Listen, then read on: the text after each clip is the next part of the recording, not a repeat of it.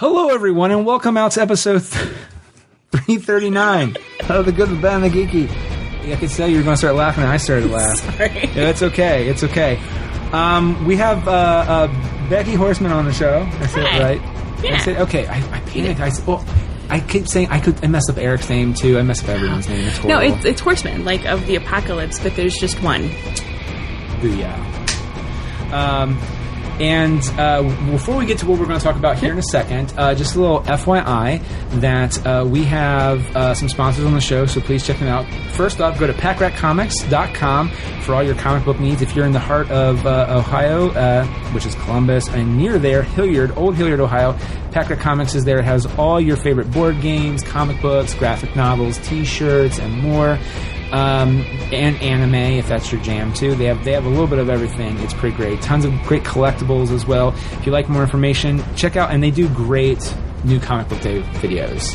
They're really funny. Like, this is an inside joke, but I'm going to explain it. So if you've been following them on Facebook or Twitter or on their website, someone actually stole something that they caught them on video, and the community banded together and they found the person. And so the next following week's video was the guy who runs the store, but he's playing himself behind the counter, and he also plays himself looking around, looking sneaky, like he's going to rob the place. He puts the comics under his jacket, and he just comes up and he's like, "I'd like to buy these, please." Little stuff like that. The videos are really funny. They do a lot of great stuff like that. I adore it. It's great. So check them out, packratcomics.com. You can also check out audibletrial.com/goodbadgeeky. Ed gives some green our way, and you get a 30-day trial to Audible.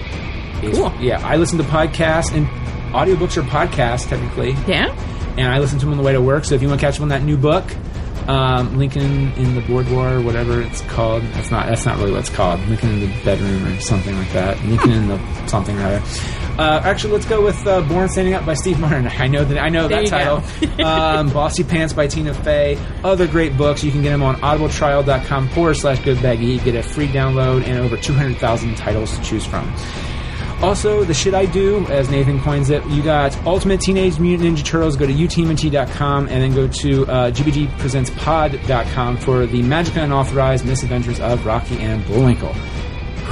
Okay, so the winners of the inaugural short story contest have been announced for the It's All Been Done Presents, which is called It's All Been Written. 4 stories were chosen from among the submissions based on the theme I Knew You Before the Fall of Rome, and they'll be released Tuesdays in June on iabdpresents.com. Free for a limited time. Head over onto the network website at iabdpresents.com and check them out. And that is part of the It's All Been Done Presents network, which is what we are a part of. Yeah. And Becky, I work with Becky at Mad Lab. Yep. And It's All Been Done. Actually, yes. Even though I'm really not in any of the stuff that you do yet, because yeah. Well, you have I have something that I do. You have a thing that's pretty awesome. I have a solo that I do, but that's I think the first song that they. I feel like I'm already spelling it. 3, 2, 1. I do a thing. Becky's there. You're in the chorus. Do you have a part, or do you have in the chorus? I'm in the chorus. You're in the chorus. Yeah. But so literally when that stuff happens, when they start working on everything else, I just kind of walk away because they don't really need me. Not until you do the one thing you do. Right, but they always do that song first. Yeah. So I do that thing, and then I and you take a break. I take a break. Makes sense. It does, but I feel kind of bad because everyone else is working really hard, and I'm just sitting there going I have my part down. kind of. I wanted to memorize it, but I don't think it's going to happen because I'm going to get too freaked out. Yeah. So I will do the script. Anyway, Becky's here. I did Sketchy Sex with her as well. Yeah. It was a lot of fun. I made her cry. You did. Backstage. It was so great. But it was a good cry. It was a good cry. But we, her husband, I can never get it right. Matter of fact, I backed it on Kickstarter. It's called Amicculus. A secret history. There's a T in there. It throws me off, right? There's no T There's in there. no T? I can't fucking pronounce words. But you know what? You will hear that as you hear in every other episode. You should be playing a drinking game by now, if you listen. Matter of fact, that's a good thing.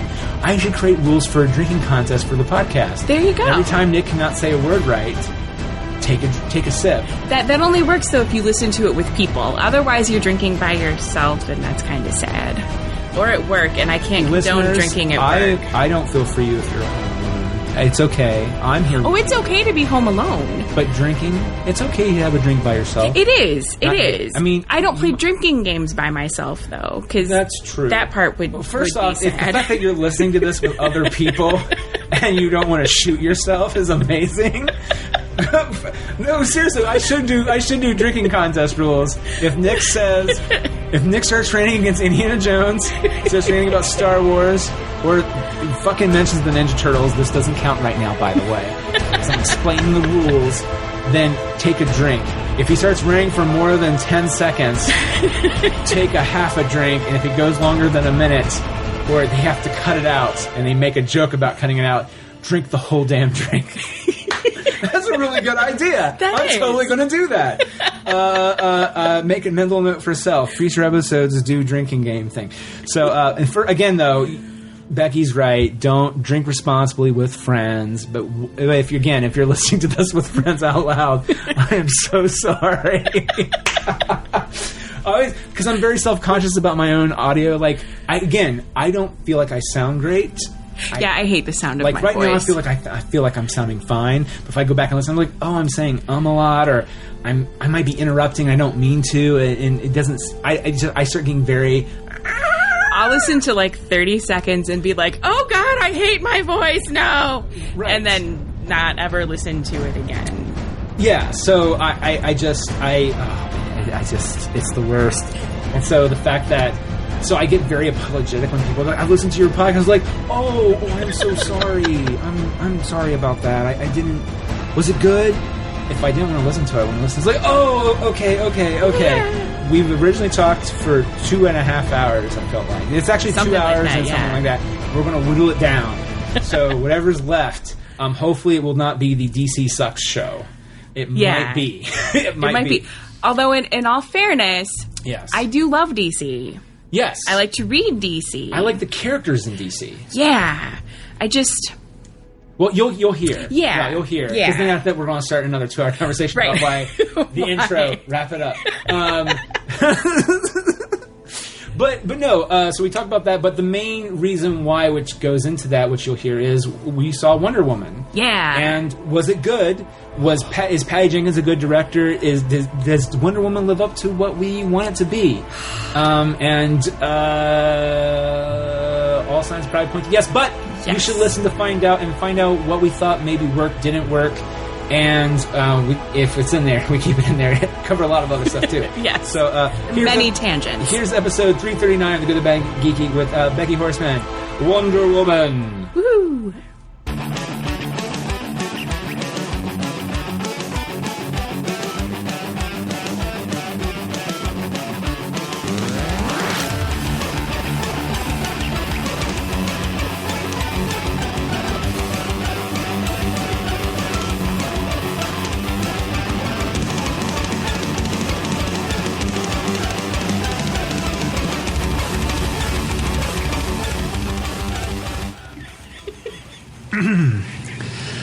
So, Wonder Woman.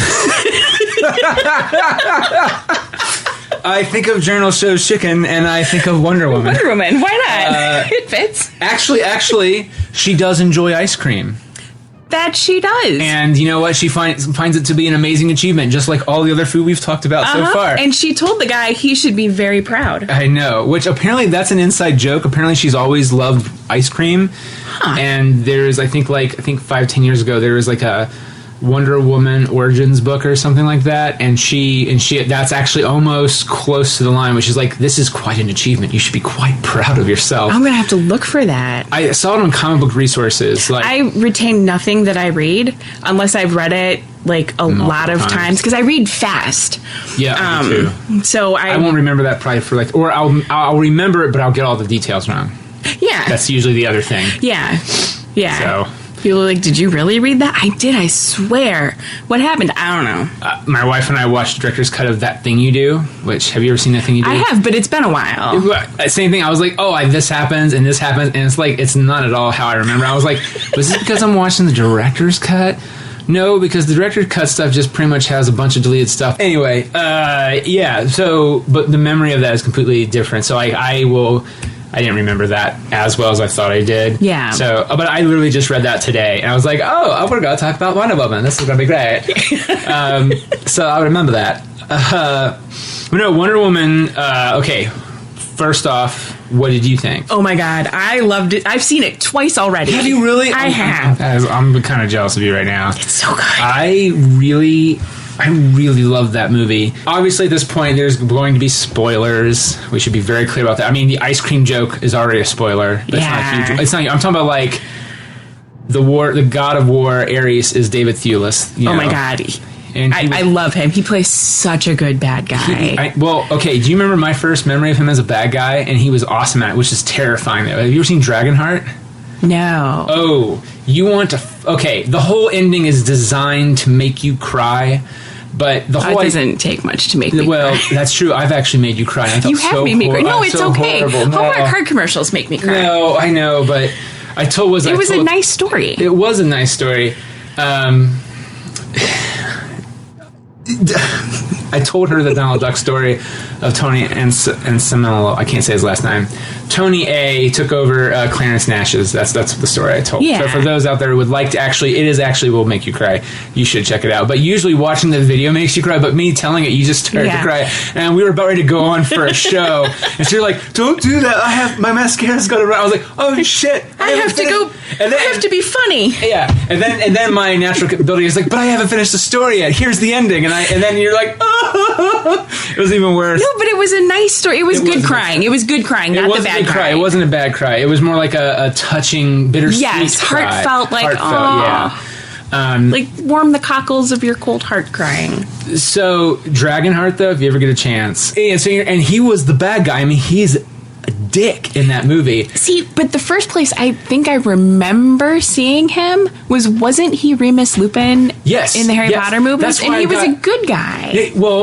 Yes, but they were trying to trick you because unless you were farther along in the books, which I was not, the dark arts teacher is always the bad guy. And so he shows up as the dark arts. Well, he is kind of a bad guy, but that's his other side.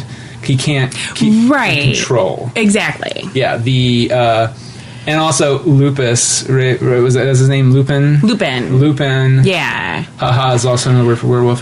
Or it's... whatever those words are. Words are hard.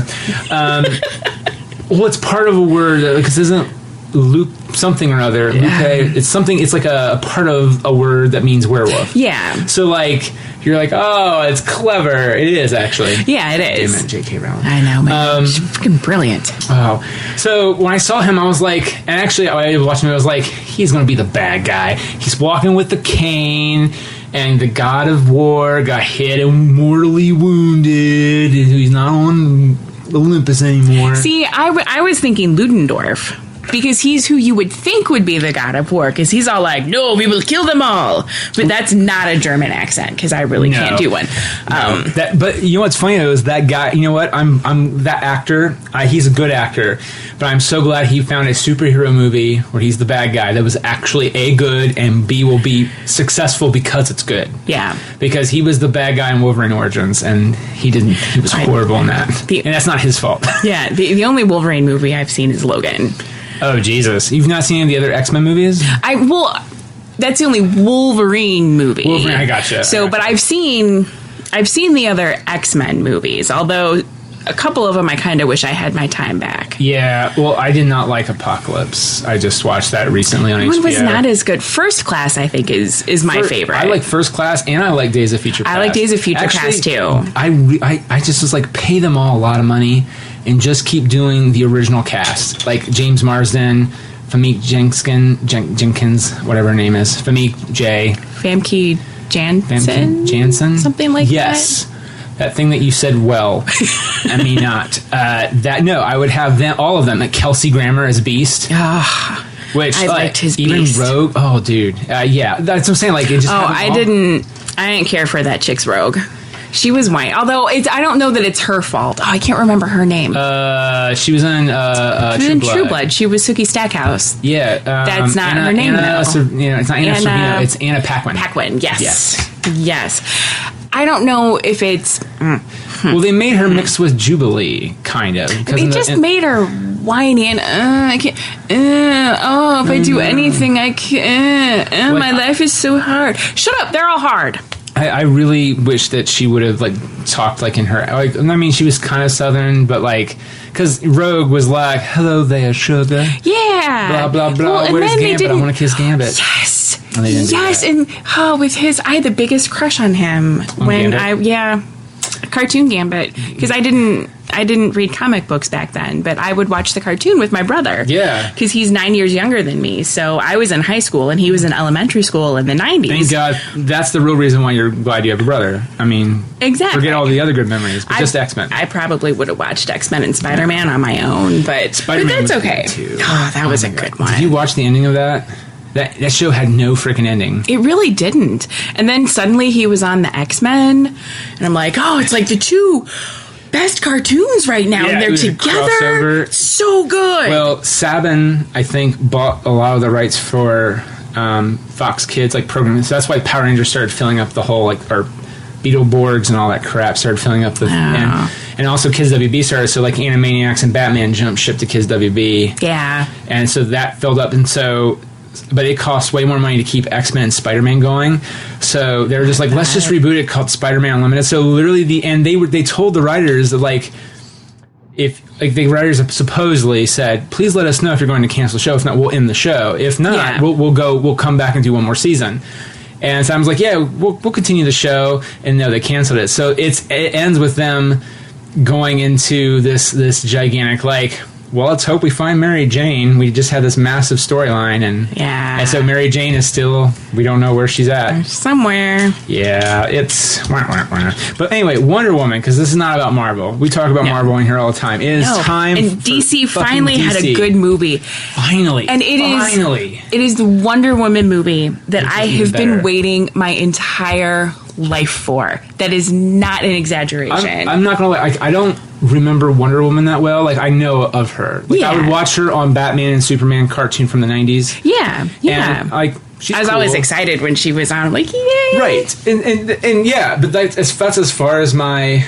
goes. I remember being really little and seeing the reruns from the Linda Carter series on TV. And so I would turn around in circles, spin around in my backyard trying to turn into Wonder Woman. Oh, yeah, and I was so sad when I would not turn into Wonder Woman. It was horrifically unfair. It's one of the first or second times TV lied to you. Yeah, pretty much. Those bastards. Yeah. I thought Sesame Street was real. Because we would see Sesame Street live, and you would see them walk out, and it would just boggle my brain. Yeah. And my mom and dad were like, "You know that this is fake. You know they're puppets." I was like, "But they're right there." It's like, they talk to the people. Why did we take him to Sesame Street Live? Because it's awesome. No, it is actually pretty awesome. But no, Wonder Woman, like, and also as I've gotten older, the prospect if I have a child and that child happens to be a girl. Like, there's that too. Yeah. And it's really like, like Star Wars, last Star Wars movie, they didn't have Rey toys out right away. Which was so stupid because, wow, people would have bought the hell out of them. Well, J.J. Abrams supposedly saw all the complaints, and he's like, what's going on? Like, seriously, I mean, I'm just a filmmaker, but you guys are kind of dropping. And then they came out with the normal. They had like the collector's editions where you pay like $30 for the action figure. Yeah. Like, but no, like the normal like $10 action figure toys. They didn't right away had Rey. So not smart. I remember Age of Ultron. Not to go back tomorrow, but this is a good example. Black Widow. In the movie, Ultron's hijacking that car with Vision in it. Yeah. And Black Widow's the one riding the motorcycle. Yeah. Well, when they released the toys, there was no Black Widow toys. It was Iron Man. Oh, it's never Black Widow toys. Now, the final one has nothing to do with Marvel. This is how ridiculous it is.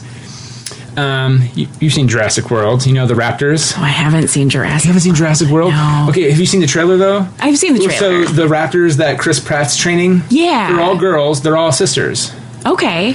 Echo, Charlie, and I think Bravo. Okay. They're named after that. But, or Delta, something like that. But they're brothers and sisters. I think one of them's a male, the rest of them are all female because it's Jurassic Park. Right. The toys are all male. Well, that's stupid. That's horribly stupid and ridiculous. And misogynistic. No, exactly. Okay, so with that in mind, my only complaint watching the movie was, but I still enjoyed it, and I felt like they thematically had it made sense. Yeah. But it's the love of a man who dies that makes her find the inner strength inside to defeat the god of war. Here's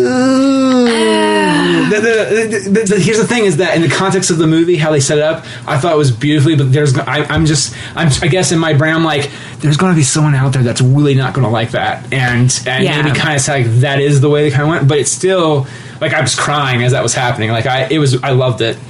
Not that happened, but I mean, I loved how they did everything out. Like I thought it connected and did well. But that was the only sad thing was like, you know, your aunt died and you don't really care about that, but Steve dies, and in the same way Captain America does. But no. Yes, this is the thing: is that they did really do Captain America with Wonder Woman, but it fucking works. Yeah, and I don't give a shit. Like it's really good. There's a lot of similarities, and I wonder if that's one of the reasons maybe that they used World War I instead of World War II. Which I'm fine with. I think it works better. I do too. I mean, because it was actually called the War to End All Wars. It was. And it's not like World War II, there was very clearly bad guys. Yeah. Like, it just wasn't the Germans, but like, I listened to the podcast Hardcore History. Yeah. And it literally was a powder keg that just was waiting to blow. And like it just wasn't like one. I mean, there was the Allies and everybody in the Axis. You know, right. Well, it was technically the Germans. Yeah. But like everyone was mad at everybody. Yeah. Like even the Allies were barely holding together. Like I think the Brits in the U.S. were the only ones that were kind of actually okay with each other. Well, wasn't it like it was a bunch of like. I don't remember what they're really called because words are hard. Yep. But like friendship treaties, like if something happens to you, I'll protect you. If something happens to you, I'll protect you. Actually, What it was just like a falling, like a domino effect of people getting in because they had said, if something happens to you, I'll help you. And it started technically with Franz Ferdinand assassinated because when that happened, then everyone started taking sides, and then when that started to drop, that's when it just all... Yeah, and I forget, there's a guy, it sounds like a donut. I just remember his name sounds like a donut. Like, he's well, at least maybe for people our age. Like, I would say, like, maybe 25 and younger don't remember, might not know the name. Because I think they would just say it a lot in sitcoms and movies. Yeah. I can't think of the guy's name, but, like, he was a diplomat. Okay. And he was kind of keeping everything together, but he made it, I think he worked for Germany. Okay. I'm going to be really pissed when I remember the name, and it'll be not when we're recording, obviously. But it's one of those things where he made himself 100% invaluable to the German emperor, because when they did fire him, that's when everything it got worse, because he wasn't there because he's the one that gently massaged and put all these things in place. Yeah. Or he would be borrowed from Germany to help out with these other treaties. Yeah. So you're exactly right. So everyone was kind of mad at everybody. It was a hot mess. Right, and so when he's like, it's a little bit more complicated than that. It's not like World War II where it's like, oh, there is us and them. Yeah, it was clear. These are the really bad guys. These are the good guys. Exactly. This one's a little bit more complicated, so it does make it more, and of course and I really like too that Diana just is like, I'm here to fucking help. Let's do it. And I love that part. Can I also say that I'm glad that no one, if you weren't clear that No Man's Land, haha, she's a woman and she could do it, I'm glad they didn't fucking hit you over the head with that, because sometimes movies can do that. Right. And I felt like they were saying it a lot. I'm like, someone's going to, or she's like, but I'm no man. And she never said it. She just got up there and She's got up there. She's like, screw you guys, I'm going there. I know. And she's like, takes off her fancy girl clothes and gets her armor on and puts on her aunt's tiara thing, and she's like, I'm going. Now, my wife was upset that they didn't focus on the death of the aunt a little bit more, like when she was thinking of things, like even before that, and then at the end, it's just like, I'm just like, whoa. That's tough, because I cried about that. Like, well, also, Robin Wright, total badass.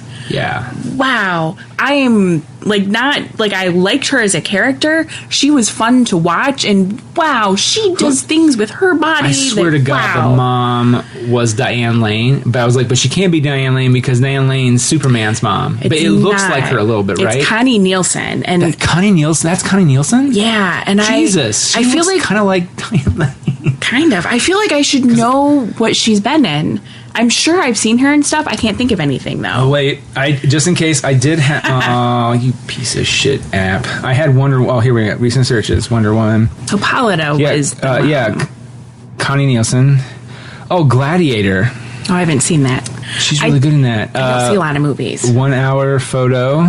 I am surprised you've not watched that, especially since that's kind of the era your husband's kind of... Well, I think that came out before we met. Oh, okay. And so he's seen it. But I'm surprised at some point he's like, hey, you want to watch Gladiator? Because it is... Oh, I mean, you'll fucking cry. You will cry. It's Hans Zimmer, so he does a really good score. He does. Hans Zimmer gives good score. And it's right after... I think, to me, that it's his most... well-recognized score at the time outside of The Lion King. So it's like probably about 5 years, but like still it's a good score. I believe he also did the score to Cool Runnings. What? I think so, Did he really? I think. Wow. By the way, Ludendorff is Danny Houston. Yes. And he was good. He was really good. He's always... Oh my God. And his parents were John Huston. His parents was John Huston. Okay. Like the legendary Yeah. Because I was like, Houston, holy shit. One of those Houstons? Yeah. Oh, and guess who his half-sister is? Angelica Houston? Yes. Huh. Well, there we go. Well, now I kind of want to see them act together. That would be kind of awesome. I would love to see that. David Thewlis he plays Sir Patrick. Oh, IMDb. Trying not to spoil. Sir Patrick, Charlie, Ian Bremmer did a good job. He was the Scotsman. Yeah. And Eugene Braverock was the chief. They had a lot of tropes, but they didn't have tropes. You know what I mean? Like they were all well represented. Yeah. And I really, really like the whole complicatedness of what was going on and just how things are. Yeah. Like she's like, what happened to your, like, out here you're free, why aren't you free? He's like, why don't you go back to your land? He's like, well, because his people took it over. And like you're just like, ouch. And it's so true though. Yeah. You're like, God, we suck. That too. But like, because you're always in my head, like, because they do actually have great chemistry together. You are looking for you want her to still like him by the end of the movie, because there's a part of me that was thinking that he would turn bad. Yeah. And I would hate that. Yeah. So let's talk about this for a second. They killed him. They did. Now, granted, you didn't see his death. No. But it's heavily implied. Okay. He doesn't have superpowers. He doesn't. And he's not a demigod. No. That we're aware of, at least. So unless he, like, parachuted out and then shot through, like, the open plane door, I don't see how he could have gotten out. And even then... He could have powers from that water pool he was soaking in. I feel like they would have manifest themselves. I agree with earlier. that. I'm just trying to think. Okay, the rule of television is, and then kind of with movies, is that if you don't see him die on screen, like right as the bomb goes off, and then you know what I mean? Yeah. Well, and it's a comic book movie. That's true. Well, they bring everybody back all the time. And nobody dies in comic book and land. I guess that's the thing, is that that's their. I don't think Patty Jenkins will do that. I don't think they will do that at all. Well, and even if they did, he would still be dead unless he's immortal. Because... Which he should not be, in my opinion. Yeah, which if it's... Because it cheapens that. Since it was bookended by present day, in the present day, he would be well over 100 at this point. Oh, yeah. Well, I mean, how old is Diana? Like, I mean, granted, she's immortal. She's immortal. Well, okay. I don't know, because we don't know that she aged as a child the same way humans do, or how old she was when she was going through the training sequence, that last training sequence. that could have lasted, like, for her looking how she looks now, that could be like maybe 200 years. Right. So that she could have been super old. Hundreds of languages, which you can't learn overnight, That's even if true. you are a demigod. I still feel like that would take a long time to learn. So, like, now, did you, like, and now here's the thing. I did jokingly to myself say out loud, it's like, Diana could never know. She could never know that the weapon of the God Killer. I was like, it's her. And then by the time it happened, I was like, it's her. It's her. Like, I completely bought into what they were selling me. And even though I completely kind of guessed it. See, I didn't even go to, oh, she's the God Killer. I was just like, what? That she's Zeus's kid? Well, I was surprised by that too. Because I was just like, well, okay. It makes more sense than her being a clay baby. Well, that is true, because that's what her mom and everyone kind of goes along with. Well, and in all fairness, in the comic books, for like decades, that was canon. That was... Oh, was it? See, Wonder Woman was formed from a clay, and Zeus gave her life, because Hippolyta wanted a baby so badly. But then, I don't know if it's the first time they said it, but... several years ago, when DC did the New 52, Brian Azzarello wrote Wonder Woman. It's a wonderful series. Go find the trades and read them. In that one, he changed it, and he's like, "Ha! You're not a clay baby. You're Zeus's daughter." And it starts this whole like chain of events where Hera's all pissed off because his hair is still alive. Yes, okay. The other gods are still around. Okay, and sorry. Before I forget, did you like how they set up Aquaman, Neptune on top of? So when Ares starts killing all the gods, you see the trident and Neptune fall to the ocean. And I was like, Aquaman. Oh God, I didn't even catch that. I'm not observant. No, sorry. Oh well, that's. Again, I didn't know the ice cream thing was an inside Easter egg joke. To be, you know what I mean? But I was just like, is that the trident that Aquaman has? It's because it looks like it. Ooh, I bet it is. So that's, yeah. All right, that makes sense. Sorry, continue. I didn't mean it. I just remember right as you're talking about this. So, and then it goes on like this whole, like, Odyssey, no, Greek pun intended.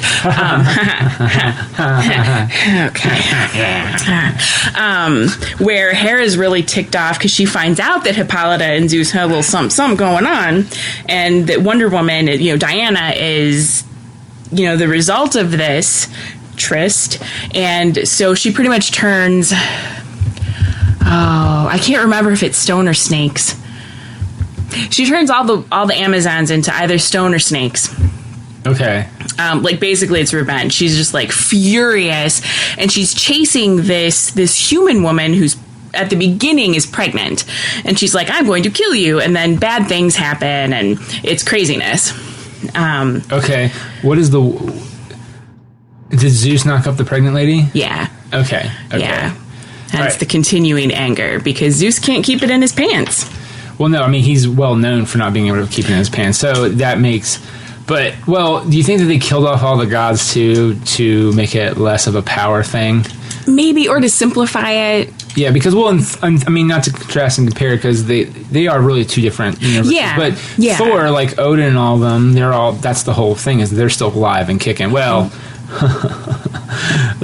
Actually, we already know it doesn't stick because, well, at least the hammer doesn't get destroyed, because the pictures for Infinity Gauntlet or Infinity War, Thor has his hammer and he's just walking around with it. Oh, okay. So if I haven't told you this, I'll say it here too. Yeah. Saying it again, I'm calling it. Doctor Strange's cameo is to reverse time. And so we probably see the beginning of that movie is probably, was it Galadriel getting all pissed off and wiping out Asgard, destroying the hammer, and then Thor does his thing. He's looking for Loki, so he goes back to Earth. Doctor Strange helps him find Loki, which is on another planet. They do Planet Hulk for a bit. You meet Hulk, buddy movie, yay, awesome. Yay. And then Doctor Strange somehow reverses time and helps him, gets his hammer back. That's what I'm going to think. Okay. I'm going to call. Well, okay. All right. Long story short, Doctor Strange is involved with how the hammer gets saved. So I'm going to call. In my mind, it's Thor, the Hulk, and Doctor Strange. Just a buddy flick. Just the three of them. I know maybe on a road trip. I know for sure it is Hulk and Thor as the buddy movie. Yeah. Now, if you added Doctor Strange to that, perfection. But anyway, but no, like they don't kill off all the gods in Thor. So that was a neat little thing to see. But again, you don't want the really only god you should have is Superman, technically, in theory. Well, again, that's going by the old adage that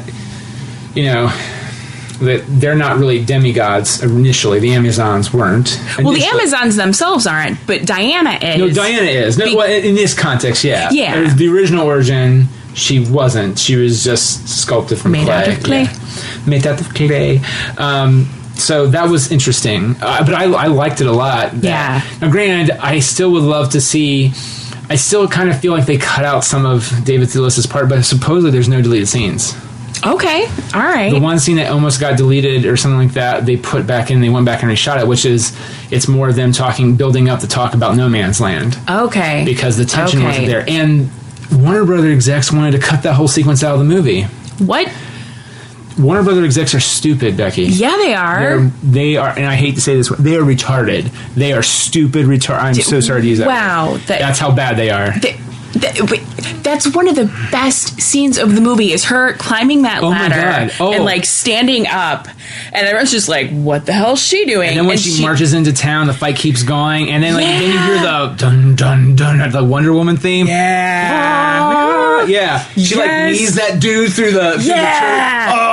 And then like Steve Trevor's like, oh, look at that door, do the thing, and they do the shield thing that he saw the Amazons doing like during the fight on the beach, and he's like, Diana, shield, and she's like, yeah, and it goes and like destroys the top of that cathedral to get this. Oh my god, badass! There was just her walking across this desolated no man's land, flicking off. Like first she's just going slow and she's flicking off with the wrist, wrist cuffs, and then she starts running and she's running and flicking, and then she's got a shield, and then like she can't quite and everyone's like, no, she needs help.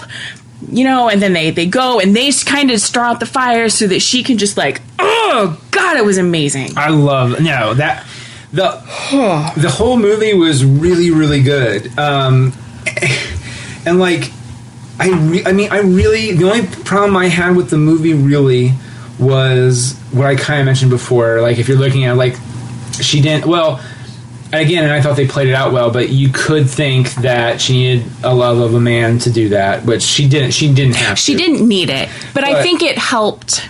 Well, first off, it's her gateway into Earth. Yeah, she did kind of keep her focus on not just what was going on, but kind of like in a way. I hate saying it like this, but.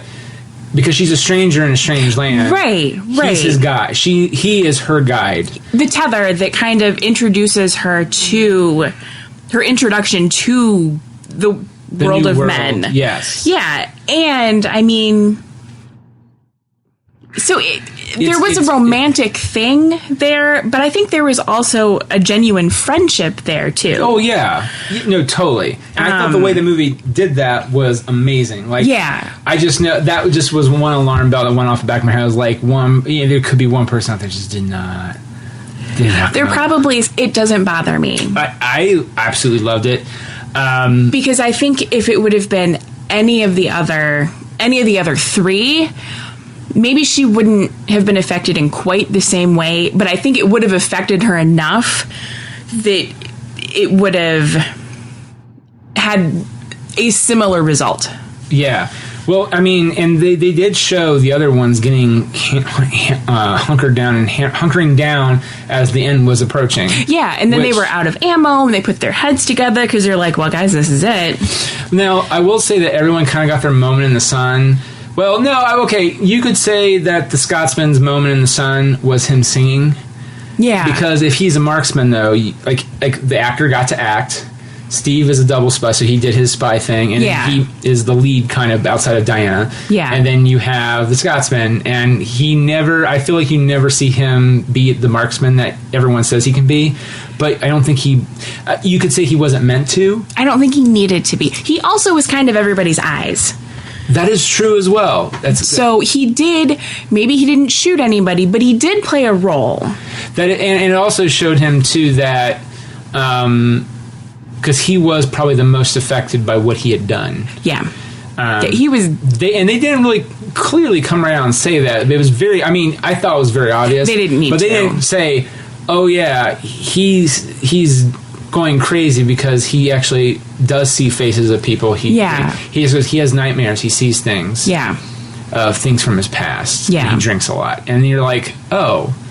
He drinks to try to make it go away, and it's World War I. PTSD is really and the Brits were not necessarily kind to the soldiers, and I don't think it was just the Brits. It's just I was watching an episode of Torchwood that touched on it. No, it's very true. Well, they're still that. You're Scotland, and we're Great Britain, and always work together. And it's not even that he was Scottish. They were not kind to the soldiers who were suffering from. They called it shell shock, but I mean it's PTSD. Yeah.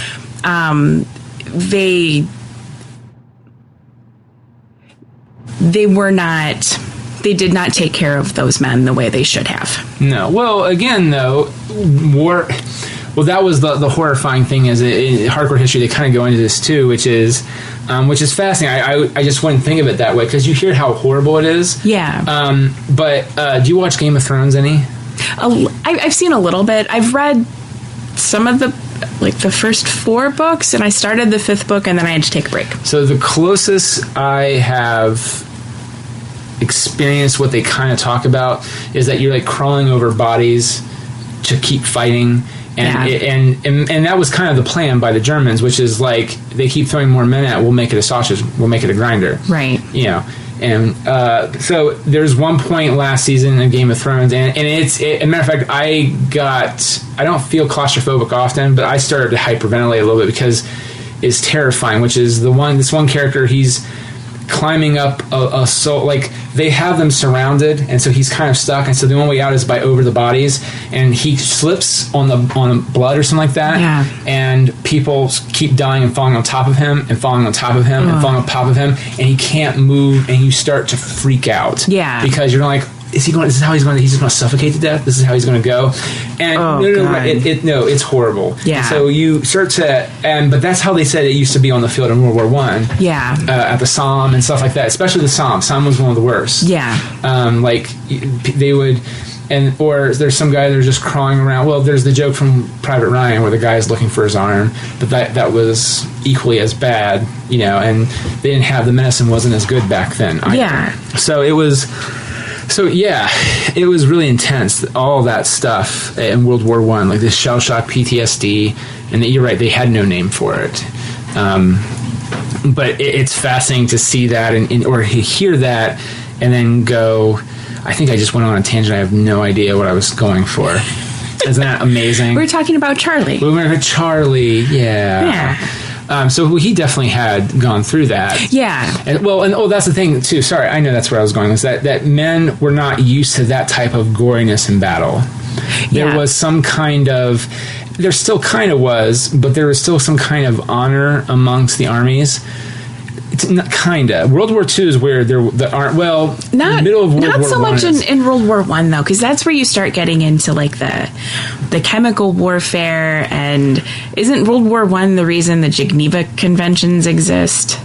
Yes, but usually the generals could still. Well, this is the interesting thing. World War I is where things kind of changed. Yeah. So they were talking about no one. Literally, it used to be like you and I are at a table. You and I are the generals. We're like, we're going to have our pit men go over here, and then the German army is going to flank this way, and that's when we'll flank the other side and take them all out. Oh, goody! And then the German army is just like, yo, blah blah blah. We're going to do the same thing, but they don't know. We have dead bodies over here. Put them through the grinder, whatever. Well, the generals were starting to actually drive cars out and watch the battle as it was happening and start making changes on the fly. Okay. And there was such a wide range of technology. You had cars, horses, tanks. Yes. I mean, you have a lot to coordinate. Yeah. But if they're not all... That's what I'm saying. And so I just remember there were a few battles that he talks about in hardcore history where the generals would kind of like, all right, there are the men... Our men are over here. Let the battle commence. And of course, the Germans realized you can't fight like that anymore, and the French were the biggest ones hit, I think, at the first. I mean, everyone lost a lot, but the French were the first. Yeah, because the French general was the one general was that he was like, I'm going to start making changes on the fly. Drive my car out to battle. And you're like, he didn't die? Like, no, he didn't. He made some other stupid mistakes. And France went through, like, I think, like 10 generals in, like, a span of, like, a few years. Like, it's insane. But again, you're, like, hemorrhaging men. You have to. But the other interesting thing about Wonder Woman, taking it on back, is they completely, it's literally in the days before the armistice. Words are hard. I just wonder if someone at home listens to this and just goes, how many words has he fucked up in this podcast alone? It's a running thing. I mess up so many words. It's probably not even funny anymore. It's funny for everyone listening here talking to me. It's not at home, I'm sure. But no, yeah. So like, it's like a few days from peace, because that's an easier word to say. Yes. And like they're literally that close to ending the war, and that this whole adventure happens then, which is like makes it even cooler. Yeah. So it's not. So technically, if you want to, you could try to shove it into history, right? Which is pretty neat. Yeah. And okay, let's talk about this a little bit because have you seen Batman vs Superman? I saw like the first 20 minutes. Oh, no. I know. And then you're a horrible person. I'm a horrible person. And I'm like, ooh, is that Wonder Woman? And then I was on a plane while I was watching it, and the movie started cutting out, and there were technological difficulties, and I was just like, I'm done with this. I'm going to go to sleep. Yeah, that's probably the better. Actually, you probably would have enjoyed. You had a better time. I think. But my husband stayed the course. I think he restarted it and then saw the whole movie. And we were talking about it yesterday. I'm like, should I? I feel like I should watch it because I want to see the Justice League, and Wonder Woman's in Batman versus Superman. And from what I've heard, she's the best part. The best part, yeah. That's what I hear, and she is delightful. And my husband's just like, no, don't. You'll want your time back. Just don't bother. Well. Eric Sternberger is the one who told me, he's like, you should at least watch the director's cut, and that way you can go, oh, it's not a great movie, but like you can see the full what they were trying to do. Okay. And I'm just like, it's still, I don't know yet. I don't know. but so the whole purpose that Diana's in Batman vs Superman is Lex is a collector of things like. Which they never clearly say. I don't even think they say it in the director's cut either, which is just one of the things I didn't mind Jesse Eisenberg's performance as Lex Luthor. If you ever see the movie, that doesn't bother me because he is kind of manic. Like, it's like he's trying to do the Joker. Actually, I feel like he would have been a better Joker than the guy from Suicide Squad. Yeah, but he plays him as like a businessman who's he's just obsessed with gods and monsters, like Batman, the Flash, Superman. So he's Wonder Woman, Aquaman. He's collecting all these little things that ties into Batman. Lex figures out that he's a normal guy in a bat suit. Yeah. But Superman is definitely something. Right. And then there's this photo of this woman on a battlefield. It's the photo from the movie. Oh, and so that's when because I think it happens pretty early on when Bruce and her meet, or I thought, maybe not. Or it's Bruce and Diana at like a function with Clark Kent. It's towards the beginning. Maybe it's like 30 minutes in. It was in the part that I saw, and like she steals something that Bruce is trying to steal. That's what she steals. Lex, if I remember correctly, Lex or Bruce gets it back. Yeah. And that's why, I think Lex gets it back, and Bruce sees what someone's trying to steal. Yeah. And he sees all the League. He sees, like, he has videos on the Flash, he has videos on Aquaman, he has that picture from of Diana and Steve and the gang from World War I. They have everything, and I think that they set her up beautifully. Okay. So that's why I was going to ask, did you think it was set up well? But that's okay. To be fair, I should have given you the heads up that... but that's okay. No, I knew she was in it. Well, right, sure. And that's kind of why I want to see it, but then I have to sit through the rest of it. No, and I don't know. Yeah, no, I know. Actually, you should make it a drinking game of how horrible... Okay, that's the other thing, too, is that in comparison, like, Diana is a god, or, you know what I mean, she's all powerful. Yeah. So she's not going to be a god, but she's still super strong. But she can, like... There's a real love for helping other human beings. Yeah, she genuinely... She's not... I like that they didn't make Wonder Woman all dark and gritty. Not all superheroes are supposed to be dark and gritty. They tried to make Superman dark and gritty, and Superman's not supposed to be dark and gritty. So there's a scene in Batman vs. Superman, and it just really, again, like, if Jimmy and I, actually, even if your husband, we could have sat together in a room, came up with maybe 10 more minutes of scenes, I don't care how much longer it would have made, it would have made that movie a million times better if Zack Snyder would have just filmed it. So, like... Clark is feeling really just bummed that everybody hates Superman. But, like, and I kind of get that, but, like, you should have him, there's never a moment where Superman saves people and is just super happy about it. There's none of that. Yeah. There's one scene that would have made way more sense if you showed him helping people. Like, you see him helping people. Yeah. Like, he saves this whole village, and I think in some impoverished country in South America. Yeah. But, like... he gets really bummed by it when he lands, because then they start all touching him and going, God, God, God. They call him God. Yeah. And I can understand you being bummed by that, but he just seems depressed the whole time he's there. And, like, Diana saves that small village, and you can know they're probably thinking the same thing, but, like, they're coming up there congratulating her. She's like, you're welcome. I'm so glad I could help out. There's none of that. And, like, look, I don't ever really want Batman to... I mean, he can kind of do that. Yeah. But he usually does that with kids more than the adults. Yeah. Yeah, because it's a kid. Right. And you do that with kids. Right. I don't want my Superman to be, you know, like Captain America, because that's, in my mind, Superman and Captain are kind of the same way, which is like, gee golly, oh boy, gee whiz. I don't think he has Truth to be but he doesn't quite have to like be. that. Not at all. But I think there's a middle ground between... Yes. I'm going to make somebody mad when I say this. So there's a middle ground between, like, the Christopher Reeve Superman, which is fine. I love the Christopher Reeve Superman. Oh, yeah. But Christopher Reeve is the only person in the universe who can play that Superman. Oh, yeah, okay. He is. But I think there's a middle ground. No, but they tried to make Brandon Routh do it, and it didn't work, because he's not Christopher Reeve.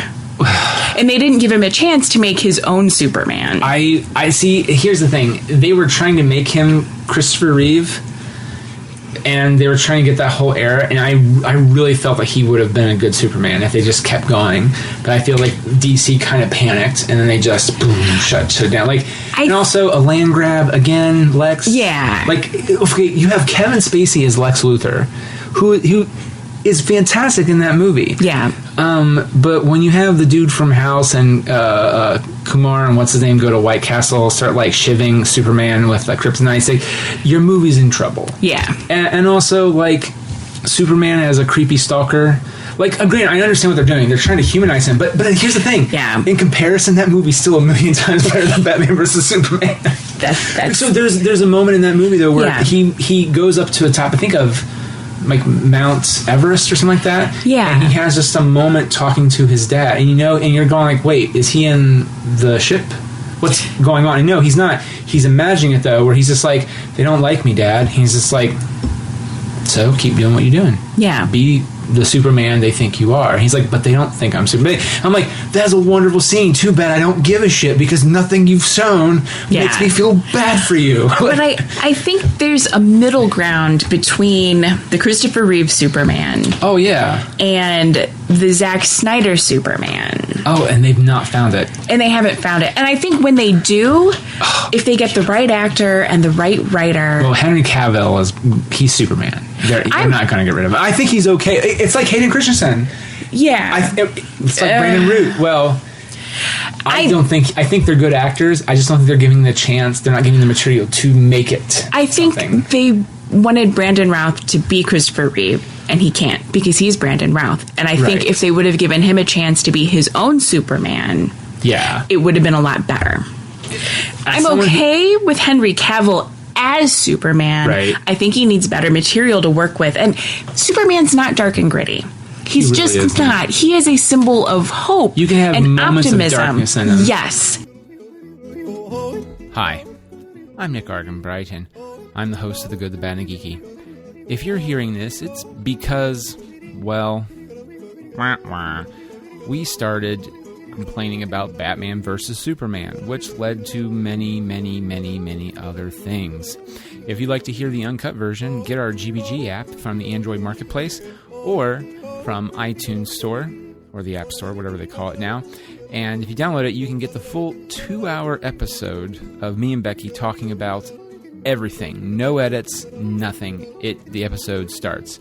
There's no intro either. It's just the full 2-hour or so episode. Pretty boss, huh? Okay. Now, if you'd like to continue on without listening to us bitch and complain about Suicide Squad, Green Lantern, Batman vs. Superman, Man of Steel, well, we'll continue in 3, 2, 1. So DC, get your shit in gear. Seriously. Patty's by the phone. She's already working on the sequel, but you know what? Maybe help her work with Joss on Give some her of the more others. work. Yeah. Pair her up with Joss. You know what? Joss wanted to do a Wonder Woman movie. He had a script he was working on for years. Yeah. Yeah. Well, Patty had been too. That was the thing too. Apparently she did an interview, or maybe I thought I read somewhere where she's like, I've been working on this for 12 years. Nice. I've been trying to get to Wonder Woman. I want to do Wonder Woman so bad. For 12 years I've been working on that. I'm like, well, technically your last big movie has been Monster. It was about 12 years ago. So good for her. Yeah. I mean, great job, Peg. Great job, Gal Gadot. Yeah. Fantastic job. Yeah. And great job, everybody involved. That was a great cast. Great movie. It was a good cast. By the way, is there anywhere you like to plug before we end?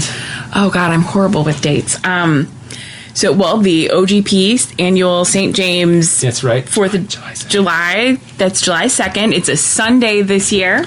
That's right. So it's not on the night of Red, White, and Boom. It's the night before. Yes, for all those Columbus people. We've been getting more Columbus based on this podcast, which I'm actually very much fine with. Because it's weird. We have people that are like super... we have people who listen to us in California. It starts at 7 p.m. Yes, 7 p.m. and there's 8:15. Hosted by me. Yeah, that's correct. Yes, and I drink, and part of it is I drink more. Your host, once again, is Becky Horseman. 2 British guys singing around talking. I'll be directing a bit. Nice. So we have a lot of great bits. Tay Lane, Michelle Hansen. Excellent. Kyle will be directing a bit. Good. Eric has a bit. I'm really looking forward to that one. Nice. Have you read that one? I haven't read any of them yet. Oh my God, it's going to be insanity. I hope that's the last one. Yeah. Because it's insane. Cool. Yeah. You know what? Don't read it. So that way you're completely surprised. I'm not going to read. I usually don't. Unless I'm in them, I don't read them so that I can be surprised when I actually see them. Yeah, it's going to be... Well, you'll be... I'll be super surprised. You'll be like, whoa. My mind is blown. So, we got the OGP 7th Annual St. James Tavern Shorts Festival.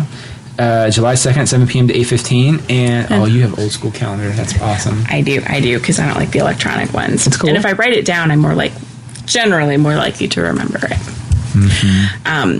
So in July, also at Mad Lab is the Young Writers Short Play Festival, July 14th through July 29th. That's right. Fridays and Saturdays, and 2 Sundays. 2 Sundays. Are those the matinee ones? Those are the matinees. I need to write those. I'm hoping to watch those ones because I'm directing with Woosley a bit on the offensive penalty. It's going to be so awesome. I'm also directing one of them. Are you really? Because I Could Not Stop for Death, the sci-fi time travel one. Oh, with the watch. That one? If there's a watch interrogation scene? Yeah, the interrogation scene. Yeah, okay. Yes, that's awesome. Yeah, I'm excited. It's so cool. I'm excited. My cast is really good. Mine too. Excellent. I'm sure all the casts are really good. Yeah. But I'm totally biased. I'm totally biased. The thing is, it's really fun too, this is my first time officially directing or co-directing something, so I'm like, Woosley's directed me before in one little thing. Yeah. But it's fun, and also it's just being fun to see how all the actors, like Kat, who was supposed to be here tonight, she had a rehearsal. She was wonderful. She's in the sequence. She's awesome. She was with us in Sketchy Sex. She's so much fun. Dallas. And Aaron, who was in Theater Roulette. Oh, nice. And there's another gentleman, I can't remember his last name, but he's really good. He tried out for auditions. Will. It's awesome. These people, I'm sorry, I'm throwing names out there. It's going to be awesome. You should check it out, though. We love Young Writers Festival. Yes. It's going to be so amazingly awesome. It'll be very awesome. I'm really looking forward to Mayonnaise because that's probably when I'm going to be able to see it. But that's the great thing is if you can't go see the night showing, you can check out a matinee. Exactly. I think it's 3 p.m. on both those Sundays, I think, right? I think that I actually don't have written down because you're killing me, Smalls. we haven't done It's okay. We haven't done the matinees. Well, you know what? You can go to madlab.net. And you can get all the information that... And your tickets. And you get... That is correct. And you can also become a Mad Lab member and get tickets a little bit more cheaper. That you can. $35 for single membership, $50 a year for a family membership, and it gets you a discount on tickets. You are on fire. And a free T-shirt. I'm going to stop you. Yep. Okay. Spiel I've given many times. T-shirts are awesome. We have our T-shirts. It's excellent. Yeah, it's amazing. So yeah, madlab.net. And is there anything else you want to plug? I'm not in it, but this Saturday, June 10th, is that within the timeline of that will be tomorrow, or for those listening in the way future, it was a long time ago. You're fine. There's the It's All Been Done radio hour. Oh, Jesus Christ. Which yes. I'm not in this one. I won't be at it either. I'm very sad. I have a band concert that night. Wow. That's okay. But that's at 5:30 at Mad Lab. Yes. Jimmy right now is going, really? You don't even remember when our own show is? I'm like, that day I will be a little confused. Yeah, you probably will. I will get off at 7 a.m. I will be rushing home to sleep, and I will then hopefully wake up in time, shower, get ready, and go to rehearsal. Oh, I'll see you at the rehearsal. Yeah, that's right, because of music practice. Yep. So I'm going to cut most of that out. That is fun. Weird crap. Actually, no, I won't. I'm too lazy. 3, 2, 1. All right, everybody. Thanks for listening. I'm not cutting it. This is the joke. That's the joke. I got Woosley doing it, though. It's so great. Nice. Because he tried doing it during Sketchy Sex one night. He's like, 3. No one? Nick knows what I'm doing. I'm like, what are you doing? And I was like, oh, yeah. So, I love it. He tries to get into the It's All Been Trek podcast before, but Jimmy always cuts it out. I was like, no. You got to throw it in there where you can't edit shit out. Just throw it in there when it's like, if you cut it out, you're going to miss out a good part of the conversation. Oh, my gosh. Yeah, because Jimmy hasn't seen Wonder Woman yet, so he won't listen to this one for a while. Okay, there you go. I'm telling you, buddy, there you go, okay? All right, so thanks everyone for listening. Becky, thank you so much for doing this. Thanks for having me. It was a lot of fun. All right, thanks. Get out of here without cheese! You're a creep! Go away! We're having a good time until you showed up, cheapers! Go have some coffee with cream or something! Because I'll tell you something! This is a happy place!